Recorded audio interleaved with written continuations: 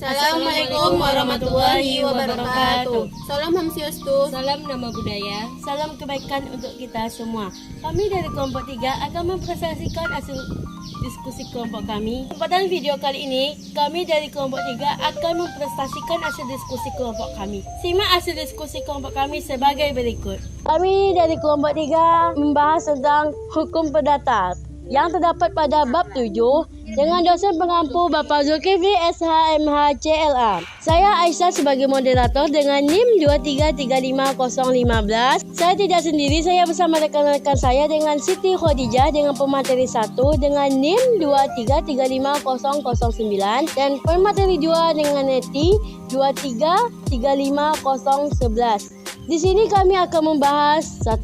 Ruang lingkup hukum perdata, 2. Sumber-sumber hukum perdata, 3.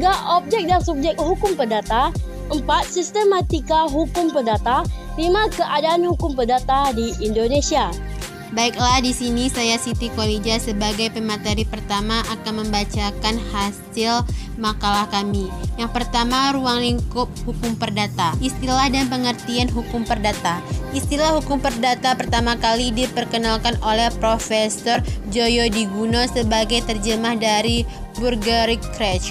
Di samping istilah itu, sinonim hukum perdata adalah chivalry dan privilege. Istilah hukum perdata dalam arti yang sempit sebagai lawan hukum dagang, seperti dalam pasal 102 Undang-Undang Dasar Sementara yang menitahkan pembukaan atau kodifikasi hukum di negara Indonesia terhadap hukum perdata dan hukum dagang, hukum pidana sipil maupun hukum pidana militer, hukum acara perdata dan hukum acara pidana, serta susunan dan kekuasaan pengadilan. Selanjutnya, pengertian hukum perdata. Hukum perdata ialah aturan-aturan hukum yang mengatur hubungan-hubungan hukum antara orang yang satu dengan orang lain di dalam kehidupan masyarakat atau kadang-kadang antara anggota masyarakat dengan pemerintah, dengan menitik beratkan kepada kepentingan individu atau perorangan. Selanjutnya ada sumber-sumber hukum perdata. Pertama, sumber hukum material. Sumber hukum material adalah tempat dari mana hukum itu diambil. Kedua, sumber hukum formal. Sumber hukum formal merupakan tempat memperoleh kekuatan hukum. Ini berkaitan dengan bentuk atau cara yang menyebabkan peraturan hukum formal itu berlaku. Objek dan subjek hukum perdata.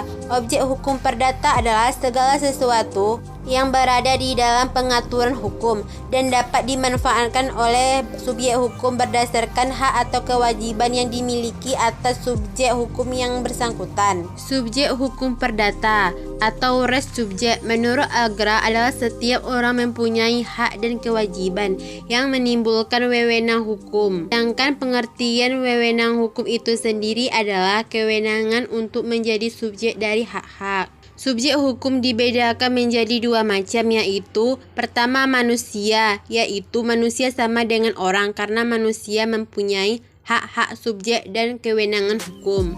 Kedua, badan hukum, yaitu kumpulan orang-orang yang mempunyai tujuan tertentu, harta, kekayaan, serta hak dan kewajiban. Tematika hukum perdata.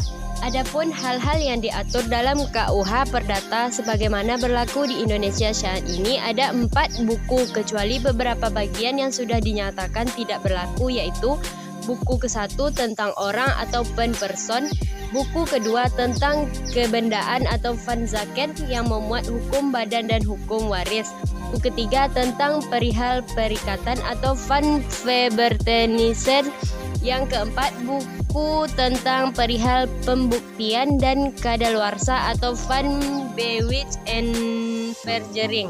Keadaan hukum perdata di Indonesia. Hukum perdata hingga sekarang ini masih bersifat pluralistis sebab sampai sekarang adanya beberapa macam sistem hukum perdata seperti sistem hukum barat, KUHP perdata atau BW, sistem hukum nasional, sistem hukum adat, hukum tidak tertulis dari orang Indonesia asli, dan hukum adat dari golongan timur asing atau Tionghoa dan Arab.